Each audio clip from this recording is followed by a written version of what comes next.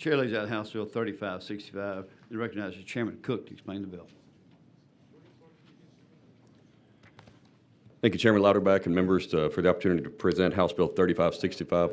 I'll be quick. I know that others are waiting, but basically, currently under Section 38.15A of the Penal Code, a person commits the Class B misdemeanor offense of interference with public duties if they disrupt, interrupt, impede, or interfere with the following public servants while they are conducting their official duties: peace officers or police canines, EMS and fire, animal control, and county public health, environmental, radiation, or safety officials. For these public servants, every day and every counter on the job is inherently dangerous, as you know, Chairman. Specifically for law enforcement, when an officer is working a traffic stop or accident scene, dealing with an outside party who is screaming or encroaching the officer's physical space can cause unnecessary distractions and escalation. Additionally, the officer may have to call for backup to deal with the outside party, taking precious resources away from other emergency calls. In Tarrant County, some individuals actively seek out opportunities to interfere with law enforcement during service calls, film the encounters, and post them to YouTube, where the footage is monetized. The current criminal penalty for interference with public duties is a Class B misdemeanor, and this bill simply moves to a state jail felony. While the First Amendment protects the right to film law enforcement interactions, the right should not extend to behavior which obstructs a public servant's ability to do their job. Members, I'll be glad to answer any questions. This bill was brought to us by the Tarrant County District Attorney Phil Sorrell's office, and would be glad to answer any questions. Would like an opportunity to close when appropriate. And this bill has been passed by the Senate in the form of Senate Bill 1208 and is in the Criminal Jurisprudence Committee at this time. Members, any questions for Chairman Cook? I know that we're, thank you, Chairman Louderback. Let me get, yeah. Please show Representative Bowers in attendance. Thank you. I know we're short on time, so just a quick question. Yes, sir. You don't touch any of the conduct related to interference. That's correct. This is just the We penalty. strike three Just a words straight and penalty swap out enhancement. Okay. Class B misdemeanor with state jail felony. That's Got it. Yeah. And does the Senate bill is identical to that? It doesn't Yeah. tinker with the underlying offense? That's correct. Okay, thank you. Thank you. Thank you. Chair calls William Vassar.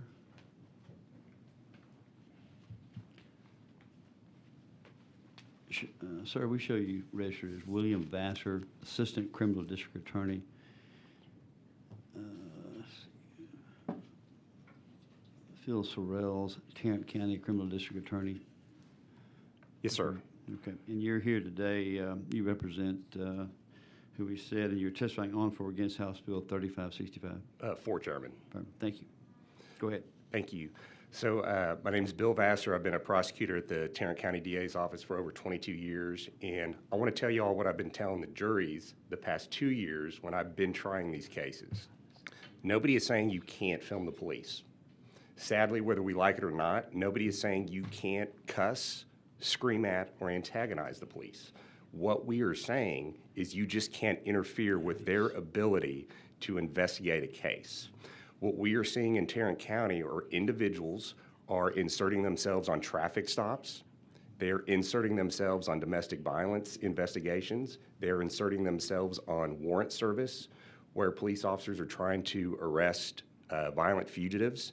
They're running up to police officers with their cameras. They are screaming at them. They are cussing at them. They're demanding their name and badge number, and they are physically getting in their investigation.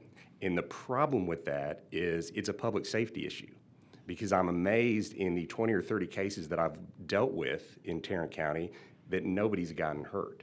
So why do we need to make this a felony? Because we are just having the same group of people are getting arrested over and over again.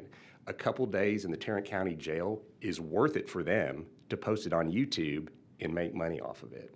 So we're very in support of this bill. I would just ask that you consider this, because I think we really need to give our men and women in blue just a little breathing room when they're conducting investigations, and I'm happy to answer any questions. Thank you. Any members, any questions? Just real quick, and Moody. thank you very much, Chairman. I appreciate that. If we're talking about law enforcement, frontline law enforcement, I'm just looking through the statute. A1, peace officer. A2 is emergency medical services. A3 is firefighter. A4 is the peace officer's service and the animal, the canine with them. A5 has to do with transmission. If this is really targeted to frontline law enforcement, maybe the penalty enhancement should be for certain ones of these and not the entire group of them. But if it's to be broader as the whole statute, because statute is more than just peace officers. Sure. It's a whole bunch of interaction. And it may be their position that it should apply to all of these, but I just, the examples keep being peace officer, peace Right. officer. So, you know, just a thought. I don't know if we want to look at stair-stepping that penalty when we're talking about frontline law enforcement, or if we want to go to everybody that's covered under the statute. And we can talk about that later. I know we're short on time, but just a thought. Sure. And I'll tell you, the only thing that I've seen personally in Tarrant County are our frontline officers. Yeah, thank you, Chairman. Representative Little. Thank you, Chairman. So, Mr. Vassar, I had similar concern to Representative Moody. I think you could probably tailor this to peace officers in A1 and be better off. Certainly, I agree with you. It can endanger officers. One of the concerns that I have is the breadth of the statute as it relates to interrupting, disrupting, impeding, or otherwise interfering with. And it seems to me that captures a broad range of conduct, right? How are peace officers trained on what constitutes a violation of this provision? Because Sure. it's pretty easy to imagine an interruption of a peace officer. Sure. And it certainly different from an assault or a true interference preventing a police officer from handcuffing somebody or something along those lines. So can you just explain that to me? Sure, and I can explain what Fort Worth PD is training their officers to do. Okay. Fort Worth PD is telling their officers, find a line of demarcation, meaning that chair right there. Sir, you're welcome to film over there, but you've got to stay by that chair, okay? So that's what we are training them to do. The problem is, these individuals are not doing that, right? These officers are having to say 5, 6, 7, 8, 9, 10 times, you've got to stand over there. They give individuals multiple times, and then they finally say, look, if you do it one more time, we're going to arrest you. So these officers are trained to really, tell them to stay over there, be calm with them. They're welcome to film, but they've got to get out of their investigation. Okay, thank you. Chairman. Representative Little, Bowers. Thank you, Mr. Chairman, and thank you, Representative Little, as well. Thank you for your testimony, and I guess I just have questions about the line of demarcation. Sure. And, like, what is the number, or is there a space that you think is significant? So there's no bright line rule, and I think Florida right now is trying to pass maybe a 10 or 15-yard barrier, but in Texas we don't have a bright line rule. So what Fort Worth PD is trying to say, pick a tree, pick a line in the concrete or a car, something roughly 10 yards for them to stay behind and film. And what's really amazing to me is that it's pretty impressive that when our officers are getting screamed at, that they are able to remain calm, say, look, sir, you're welcome to film over there. You just got to stand over there. Thank you, and I appreciate that because I guess I'm thinking about the de-escalation in that point Sure. in time when that person comes up and sees something that they think is out of line or whatnot. And, I think about my own family that's in law enforcement and that it could create a public safety issue.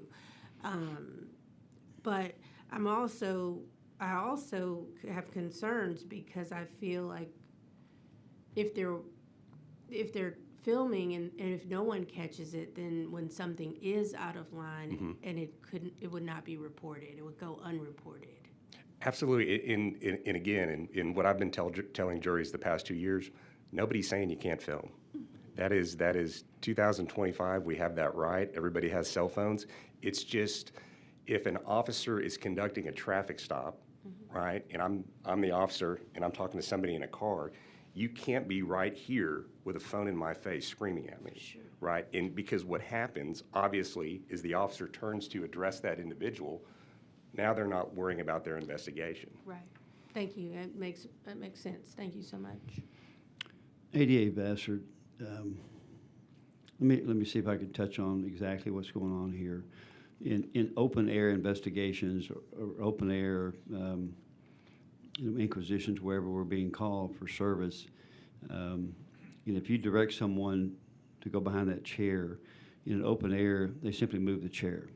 Right. So it usually results very, very decidedly into a call for additional units. And we actually are running into situations where investigations can't continue until other units get there, hold the crowd back, or a developing crowd situation. So these things are ever growing, especially in open air areas. So where crowds have congregated or begin to congregate. So this is. Would you agree with that? This is what we're seeing over and over again. Absolutely, and it's also a resource situation. 'Cause Absolutely. A recent case that I tried, it was merely a DWI investigation, and we had 2 people showing up filming. Well, now because it's one officer with a DWI investigation, we have to have backup, right? Oftentimes, these interference cases, they turn into resisting cases. That is additional officers. In addition, these people, as part of their play with the police, then they're demanding a supervisor. So then that means a sergeant or a lieutenant now has to come out to the scene to deal with that person. So it's, in lack of a better terms, it's really taking officers off the street. Very, very common. Thank you. Representative Bowers. Thank you, Chairman Lauterbach. So, have you seen an increase in this and like over what time period? I guess because, as you said, ADA, that we're looking at now people have cell phones. And Right. So, I would say and I'm just going to speak to Tarrant County and Fort Worth. I would say the past 2 years, this is really becoming a problem. And they kind of work in a network because they all have YouTube channels. So they'll be in Fort Worth one weekend, they'll be in Houston the next, then they'll be in Austin, because, they're monetizing this. thank you. Thank you, sir. Thank you all very much. Chair calls Kirsten Budwine.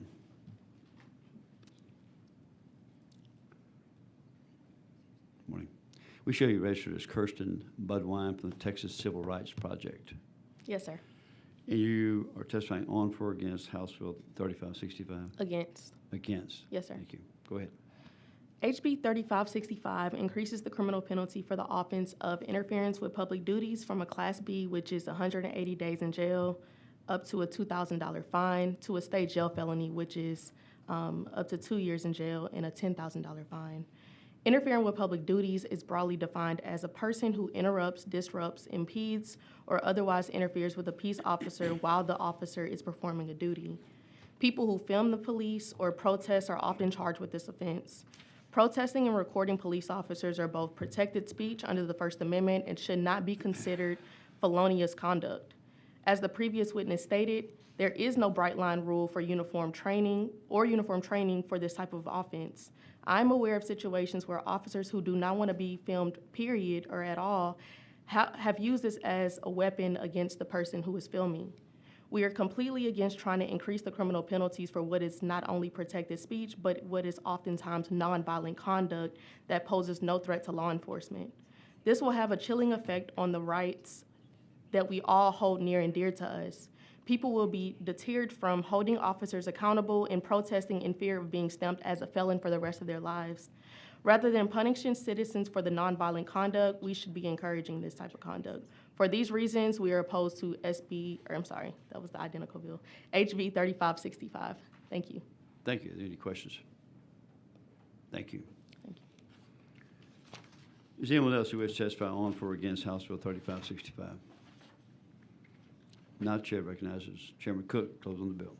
Thank you, Chairman. And Speaker Moody, I'm happy to, we've already made some notes there, and we're happy to limit it to law enforcement. We appreciate the committee's favorable consideration. I know we're at a late hour in the legislative process, but I would certainly appreciate the committee's favorable consideration and the ability to move it through with the suggestion from Speaker Moody. If there's not any other questions, I'll close. Thank you, Chairman. Thanks, sir. If there is no objection, the bill will be left pending.